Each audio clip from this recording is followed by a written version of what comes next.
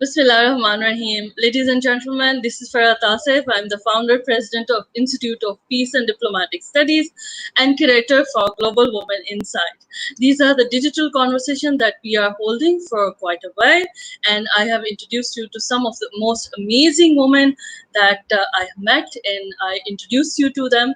So this evening, I am having a wonderful guest today again, who is not only wonderful herself, her work is amazing, and this is Honorable MP Iqra Khalid, all the way from Canada. She is joining us today. A bit of introduction about her is that she's a lawyer, she's a public servant, she's an immigrant from Pakistan, and long time resident of Mississauga, riding one of the ridings in Canada, and she's representing there.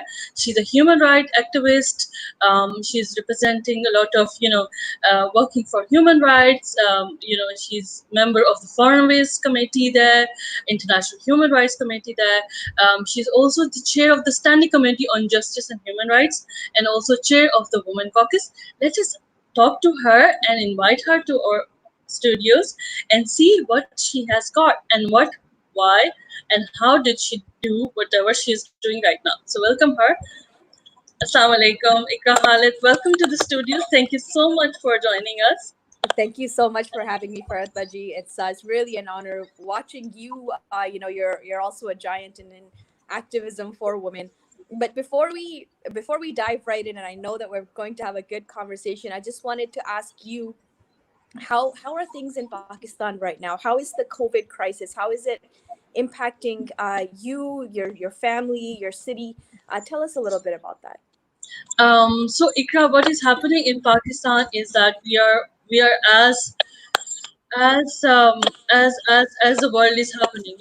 In Pakistan earlier we could manage the crisis a bit because of we earlier manage and restrict our movements because of the Chinese a lot of conversation that we are having. The moment this COVID emerged from China, we could manage it from coming from China. So what happened is that it all the way came from Iran. We could not manage that border well. So we had COVID. A lot of deaths and casualties are happening in Pakistan right now. But after Ramadan, we had a hype of this casualties and a lot of cases. In our place where we are living right now in Islamabad, in the sector that we are living, we had sealed down, we had lockdowns. We call it a smart lockdown, where we see hotspots and then we cover it. We're just heading for this Eid al-Adha, and then I don't know what will happen because it will sprout again. So a lot of we're trying to manage, but it's somewhere between not manage or manage. We had a lot of troubles, but people are beginning understanding why it is difficult for us to and it is important for us to manage the crisis. I think that we have some kind of restrictions, some kind of their sports are everywhere, so we're just trying out a bit. And you're okay? Your family's okay? Alhamdulillah, we are all well. So far, so good. We extended family across the world as well. Everyone who is in the family has not yet been exposed, but friends and extended friends or colleagues, they had faced a lot of someone was in the crisis and stuff like that. So this is happening. Okay, well, that's good to hear. Yeah, yes. Anyway, so let's begin our own conversation, Ikra. Just to begin with, this journey has started all the way from Pakistan. Of course, you were born here. You just begin your journey. So how did it all start? And over the time period when you begin this journey, there are a lot of challenges that you face, and I'm sure that everybody that I met, of course, over these time periods in our conversation, everybody has this is her own unique way of dealing with all these challenges. So what are your unique way of handling that challenge, those challenges over the time period of your journey? So let's begin asking you about yourself. Well, I was born in Bahawalpur, in Pakistan, and I was about 6 years old when my father, mom, my three brothers, we went to England where my dad did his PhD. He was a professor at Islamia University in Bahawalpur. And then in 1998, we immigrated to Canada. My three brothers, myself, and mom and dad. Um, I started high school here. I went to then university. I studied professional writing and criminology. The idea was to become a journalist, Mhm. but then I changed my mind, and I went to law school and became a lawyer. I started working for my local city in their legal department with civil cases as well as development law cases. And throughout my whole life, I've been volunteering for a lot of different organizations. When we immigrated to Canada, this is our adopted home. Of course, being born in Pakistan, I'll always keep that essence of that Uh, Pakistaniness within my heart. yeah. But Canada is my adoptive home, and Uh, so I volunteer to give back to this country that has given us so much here. yeah, exactly. And so in 2014, I put my name forward to become the Liberal candidate for the riding of Mississauga-Erin Mills under Prime Minister, then leader Justin Trudeau's banner. And in 2015 we were victorious, and we won, and the Yeah. rest is history. Ikraji, you had also been remained as a forest political leader within you when you were studying. You were leader there as well. You were president of the student union, and you remained active during that time. So there must be a lot of challenges in your life when you begin, seeing and working and studying. In fact, and as as as far as political leader when you are young, and heading that present union, and then building your political career there, as sprouting yourself, as a sprout there in the universities. So how does that happen? So who has supported you, and what are those moments? Well, I think the number one thing that shaped who I am as a person, and I am a fighter. You can a lot of people will attest to that. Yeah, Was that my mom and dad, they never differentiated between my brothers and I. In fact, they gave me a lot more liberties to do the social work, to get out there, to and they didn't impose strict curfews on me.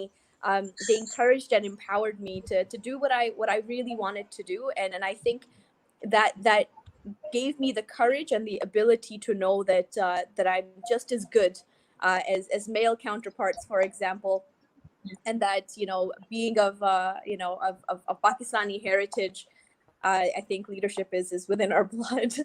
yes, And so and that's just it. So for example, working on important issues, like maintaining peace within student bodies, advocating for a reduction of tuition fees, raising money for when the earthquake happened in Pakistan in 2006. We raised about yeah, $25,000 as students, and we, yeah, we we raised also about a ton of supplies that we then shipped off to Pakistan as well. So the activism, it comes from a place of conviction and belief that each and every one of us has a role to play in making this world a better place. yeah, And so when you think of it that way, the challenges just become that challenges to be overcome. And so when you put your head to it, when you put your mind to doing something, and my dad always says, "Hamara kaam hai effort karna, baki Allah ki mercy." yeah, And so, and that's really how I've lived my life. Is just work hard and believe and have that conviction that we are makers of change. yeah.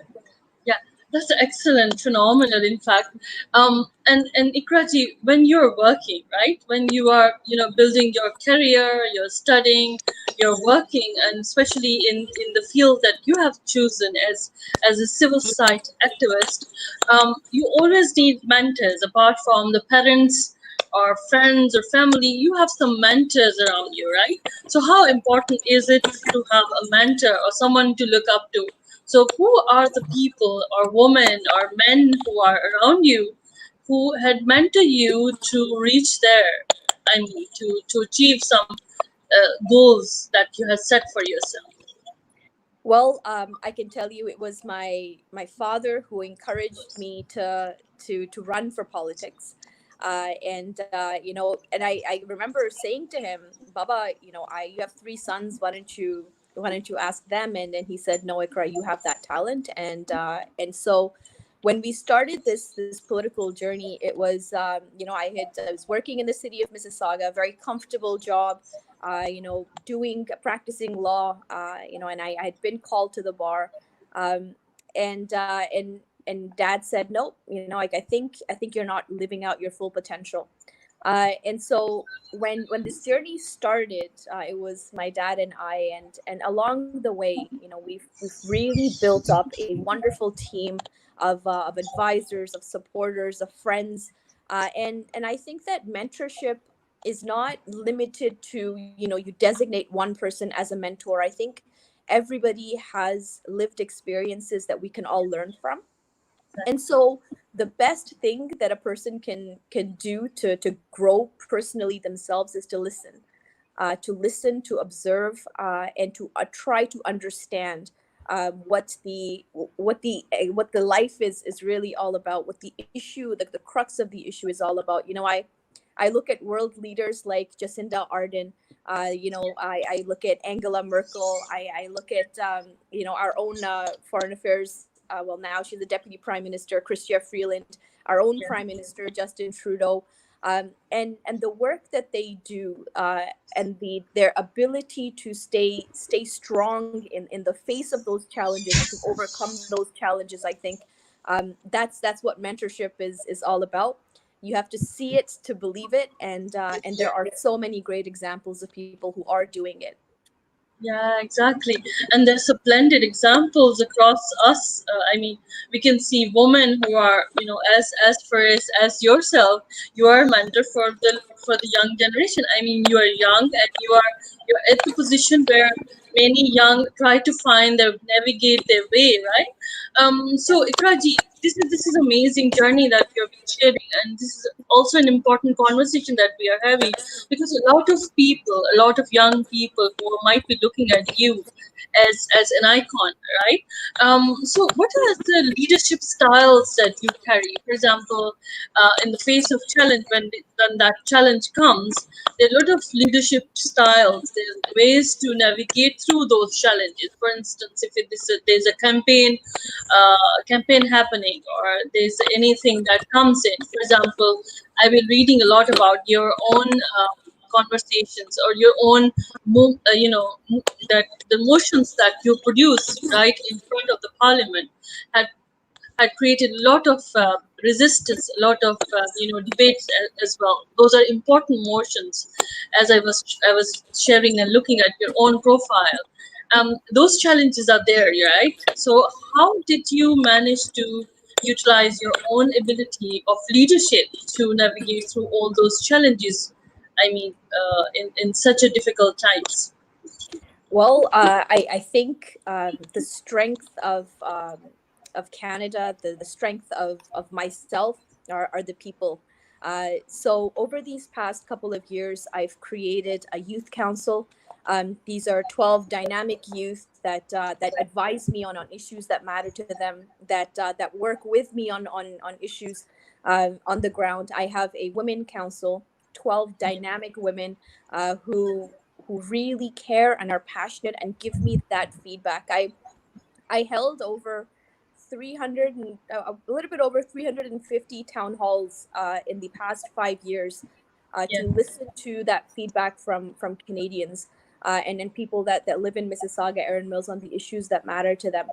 And that's really, I can, and in my role as chair of the Liberal Women's Caucus and the All Party Women's Caucus, a lot of the exactly. work that we do is it's consensus building. Yeah, When we look and listen to each other, I think we find that we do have a lot of common ground, that a lot of good can be done when we work together. And so I really lean on a lot of these dynamic people to come together and to provide that support.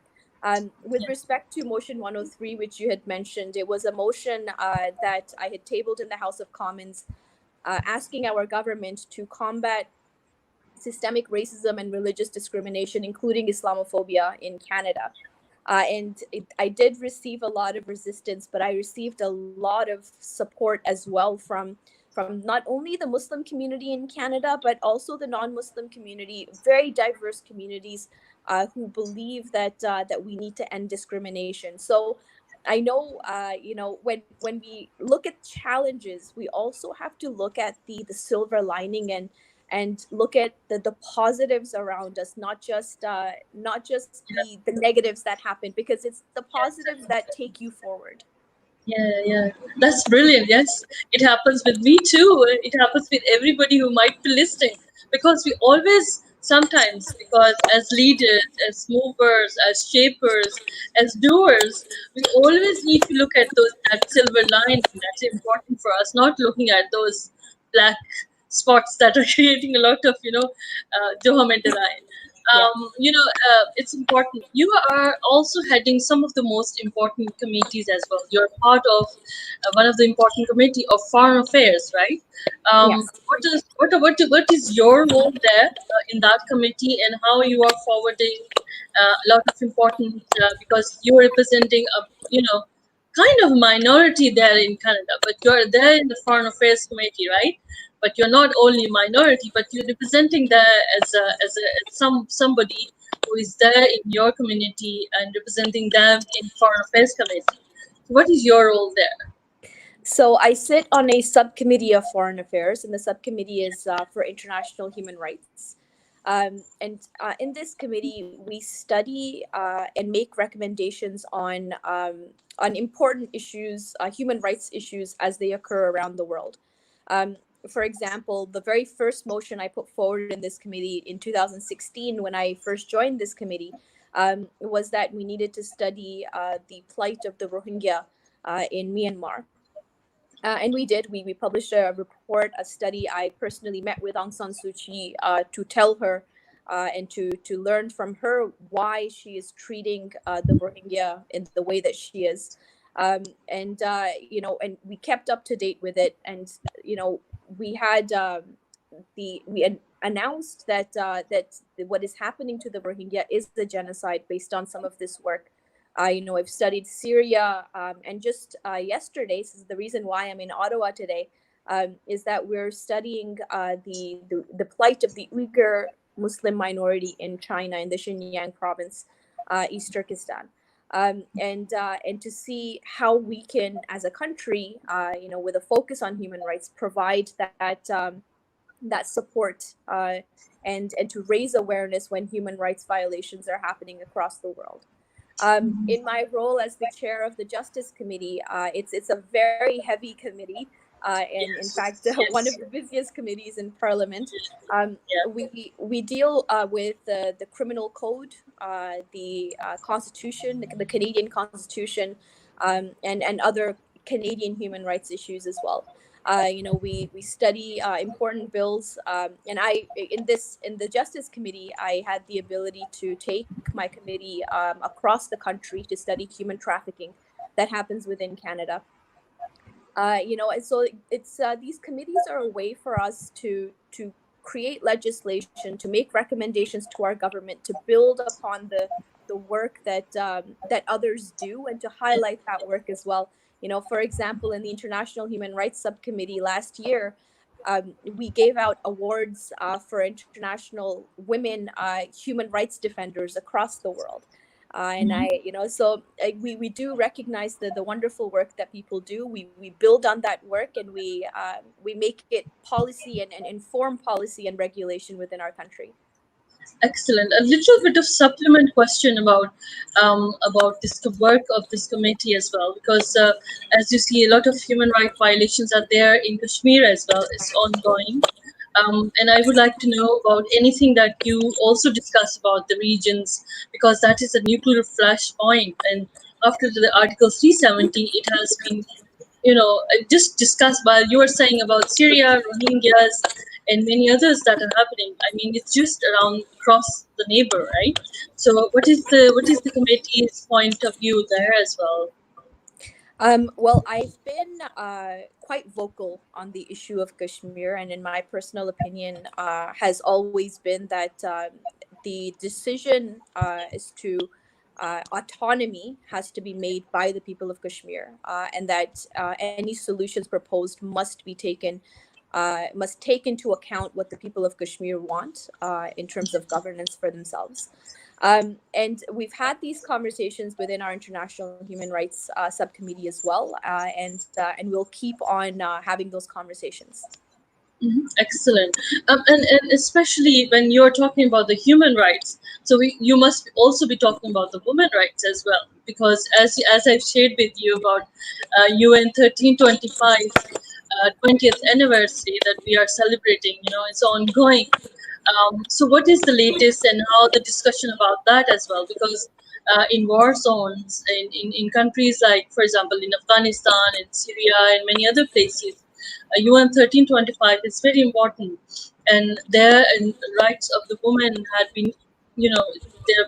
I mean, I don't have words to say about those, right? So, what are the discussions that are happening there in the subcommittee of international human rights as well, and also the committee on justice and human rights? So, what Um, is Canada's word? well, Yeah, these are, and as you may know, Canada has yeah, a feminist yes, foreign policy, which means that we yes. do a lot of I love advocacy that. for women. I do too. I love that. Makes me very proud to see Yes. our prime minister Oh, yes. do that. Yes. And, the reality is that women, especially refugee women, are the most vulnerable populations in the world. And but there have been reports about how they're treated, not only by the people that they're fleeing, where rape is used as a weapon of war, Yeah. where even UN peacekeepers, there have been reports that some of the abuses come from the peacekeepers themselves, or people that are bound to protect them. Yeah. So with Canada's role in the international stage with women and peace and security, has been to advocate to have more women involved in the protection piece, to include a, a lens of gender on any policy, any treaty, any work that we're doing as a multilateral platforms like the United Nations. I think UN Women So, does wonderful work. Their advocacy, the yeah. work that they do is just amazing. And I think we need to support organizations like that. As a country like Canada, but also internationally, as a country like Pakistan, should be supporting initiatives like these Yeah. as well. In fact, Canada, we made a significant investment in Pakistan in 2018 to help more women get involved in the democratic process within Pakistan. And so, Yes. we're doing our part as Canadians to really push that narrative forward. Oh, that's so important, and that has led to ask you another important question, which is, we women are a very small number in when we look at in parliament across the world, we are 20% of entire international parliamentary unions, 20% only, right? So it's not only Pakistan. I mean, we are facing a lot of stress of not having women on the table. It's stress across the world, right? So seeing some of the amazing women like yourself is something heartwarming. I always say I used to get when somebody will check my HV, seeing a woman there in the table, it will be dangerously high level. you know. Um, however, however, still we have a long way to go. As UN, we are celebrating this UN 1325. We're talking about the women in politics. It's very tough. So what are the challenges that women face, when we look at struggles there in Canada, women in Canada or in the US or in Pakistan or there in Africa? It seems like similar. It seems like challenges are almost the same, but they have different dimensions. What do you think about that? I think you're absolutely right, Farhat. That's a very, very good observation on your part. So, as chair of the Women's Caucus, one of our Yes, priorities this year, and for the past number of years, has been to have more women elected to Parliament, regardless of which party that they run from. Um, and so right now Canada is at 29% representation, which is better than we were in the past. So we are getting better. Our cabinet is gender paired, so we have 50% of our cabinet ministers are women, which is so wonderful to see. But the yes, challenges that women face, I think, in politics are uh, number one, we have to ask on average a woman at least 15 times before she takes it seriously to make that decision to put her name on a ballot or not. um, Whereas as opposed to our male counterparts, it's a lot easier for them to have that confidence to put their name on the ballot. The second challenge that women face a lot are financial. Campaigns cost a lot of money, and women generally tend to hesitate a lot when asking for political contributions or donations, etc., or asking for help. Then there's other challenges like harassment and the lack of privacy that comes with holding a public office.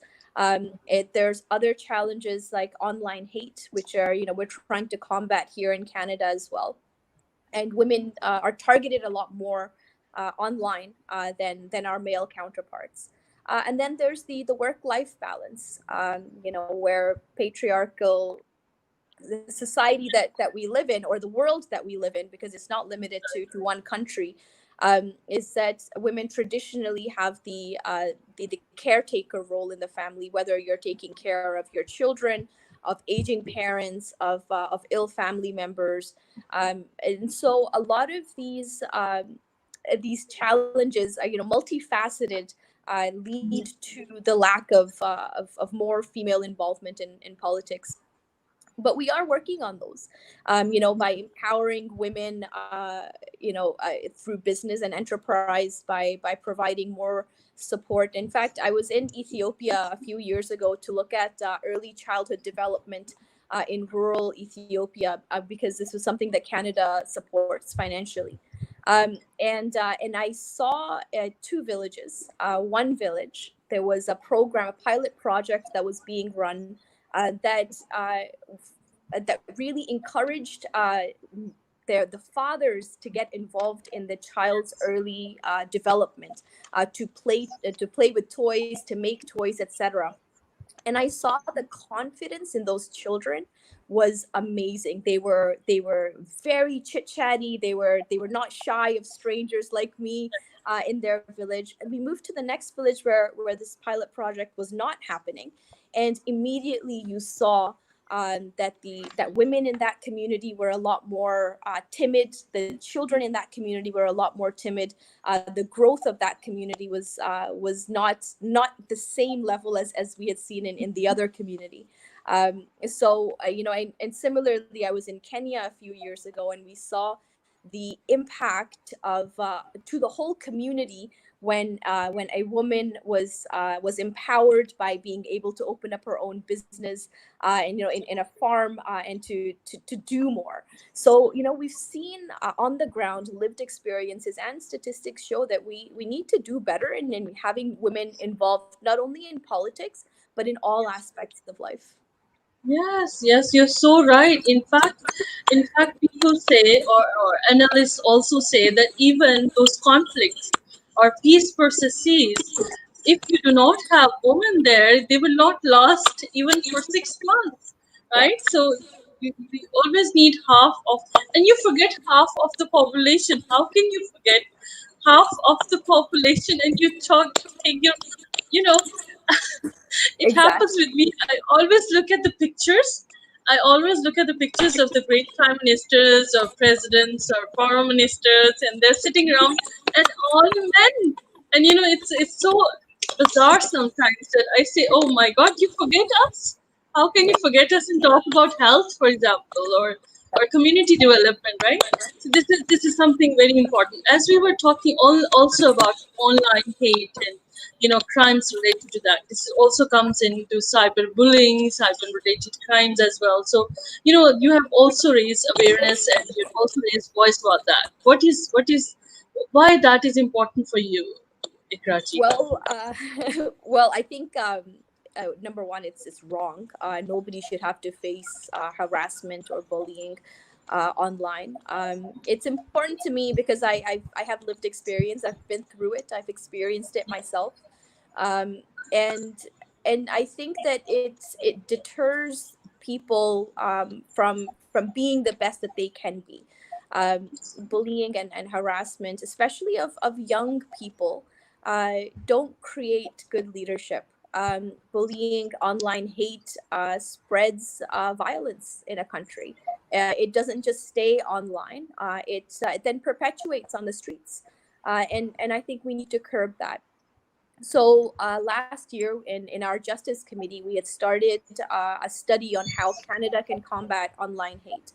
And so we've made some recommendations to our government. Canada did sign up with the Digital Charter initiative between a number of other countries when the Christchurch massacre happened in New Zealand.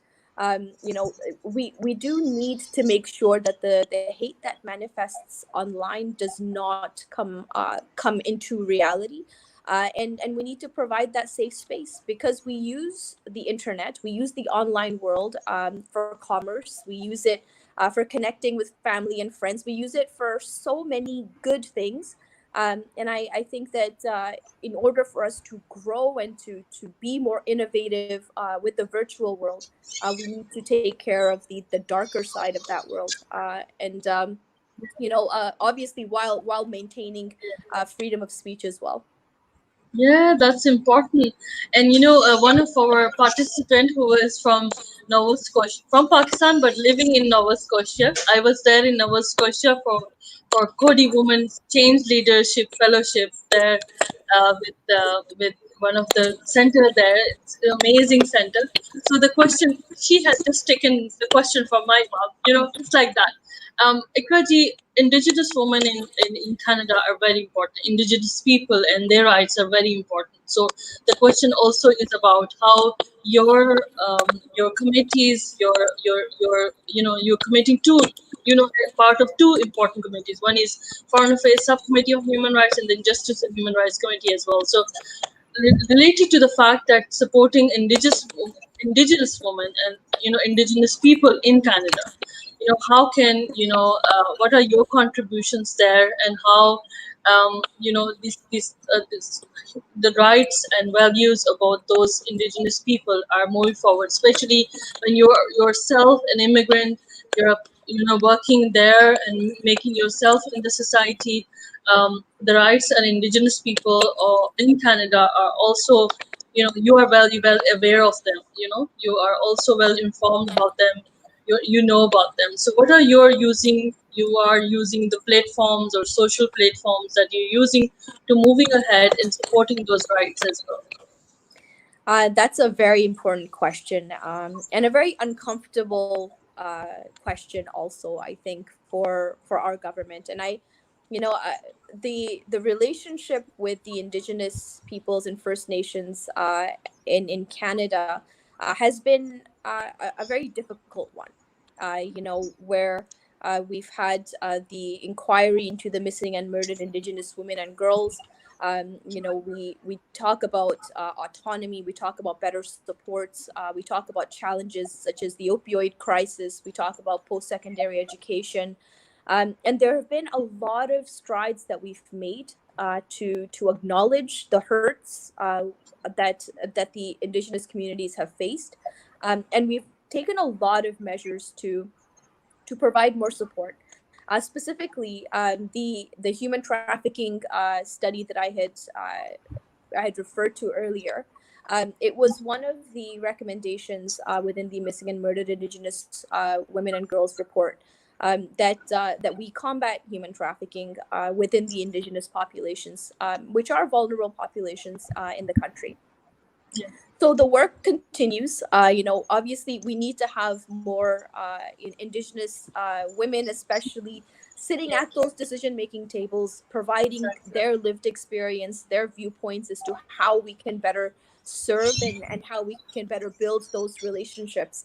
But I think Prime Minister Trudeau and our Minister Carolyn Bennett has done a lot of work on this specifically, in building that relationship, and we will continue to do that.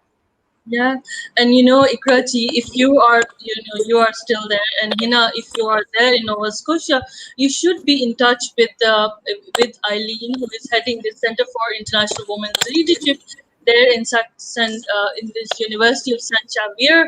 I always pronounce that wrong, but that's in Nova Scotia. The Cody Women's Leadership program is excellent, phenomenal.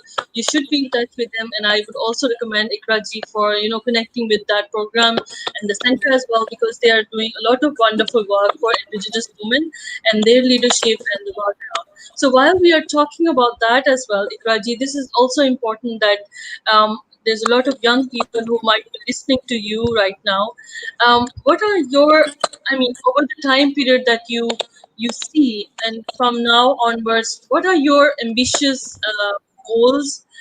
What are you looking forward and working for, and what are your plans for the future? Because as you have also had a portfolio before, and now you're building up for the future. So what are those plans in the committees, in the process of political struggle or work for the people? What are your plans? That's a very heavy question. I think ultimately my lifelong plan is world peace. That's Yes. just really what human rights That's activists important. want. Exactly. But specifically, one thing I'm really working on now is the Sustainable Development Goals 2030. That deadline is coming up, and I think that Yes. countries really need to do their part Yes. to make sure that we meet those targets. That's one thing that keeps me motivated and Moving. focused. I really really do believe that we need to have gender parity in every aspect of life. Women still make 87 cents to the dollar, to their male counterparts, Oh which is yes. unfair. Women still Unfair. face a lot of violence, in the homes, as well as in the streets, as well as online. Those are things we need to combat. Um, and women in the business world, I think, are the best thing that can happen to a business, because when Yes. you add women, you change everything. You may reach those same conclusions, but women's thought process goes a little bit different than Yes. their male counterparts. And I think there have been studies that show that adding more women into the economy of a country increases substantially the country's GDP, which is something that we should all be taking advantage of. Yes. So these are some of the things, and then the one thing that is very personal to me is youth leadership. I would really, and I will continue to encourage young people to get involved, to take ownership of their country, whether it's Canada or Pakistan, to take Yes. ownership. And I'll give you an example. I have a youth council, and so a few years ago, there was a young man who joined my youth council. It was 17, 18 years old, and a very very passionate, very focused gentleman, with really idealistic views on how things should be done. We had wonderful conversations together, and in 2019 I found his name on the ballot. He was running from the Wow. Green Party against me. So it was such such an empowering experience, you know. Oh wow. It was great. You know, Yes, obviously the Green Party does not have a lot of support within our riding. But that's just it. You know, when we talk about mentoring, we talk about yes. youth empowerment. I think that was the embodiment of youth empowerment right there. Wow.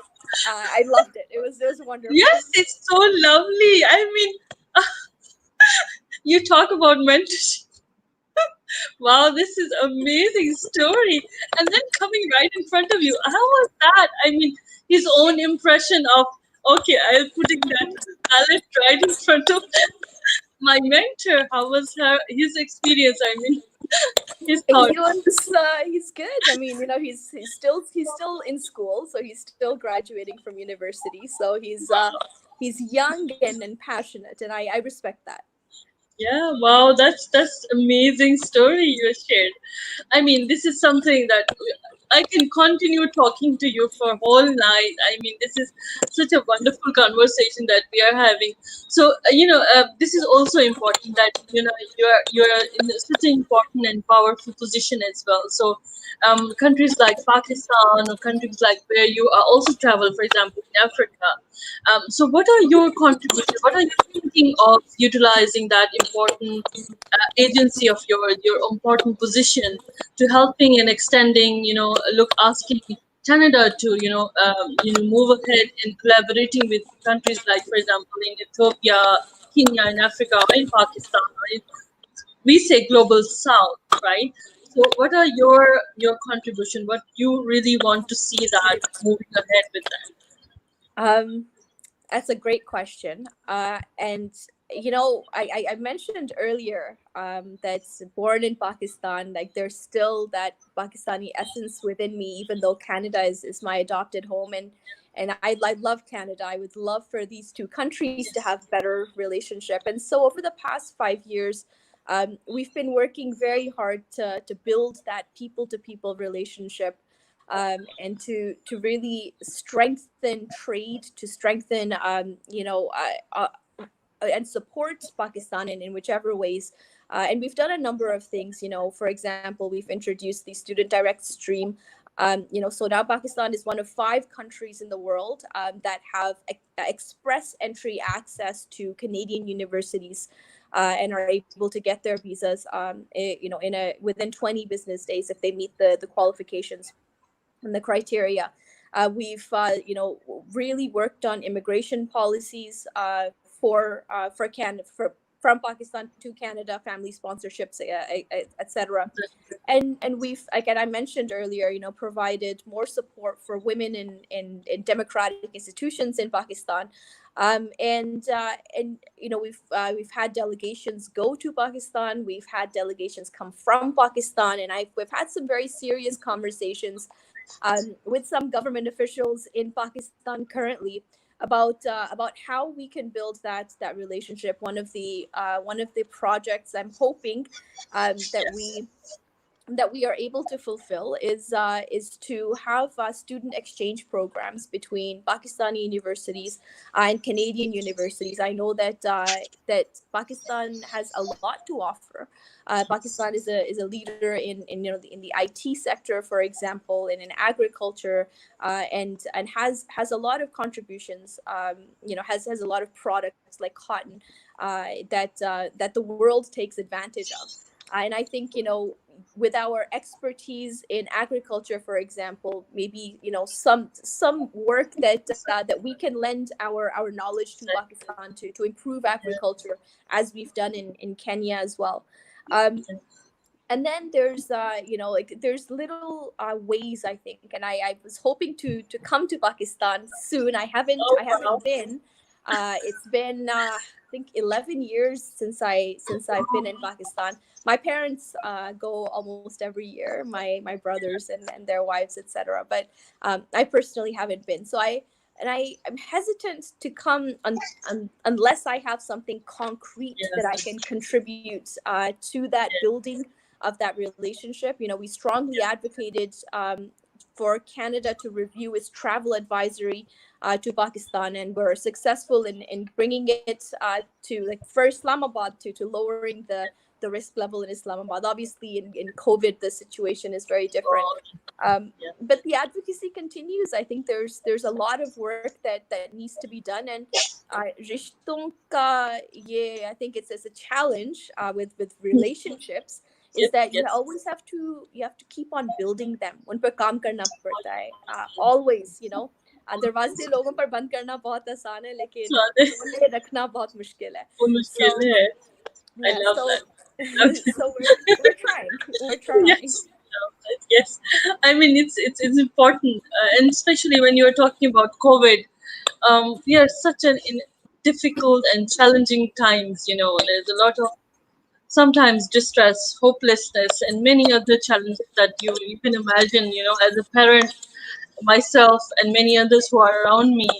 Your message, as we are just about to end our conversation and just ending, such an amazing. I wish I can continue talking to you for long, but I can imagine that ये रत जगह भी हम कर सकते हैं. But you know, ये जो message है, जो पैगाम है आपका, you know, it's a मोहब्बत that comes from across the world, and I really want my people who are standing, who are sitting around me. I really want that hope message of hope coming from.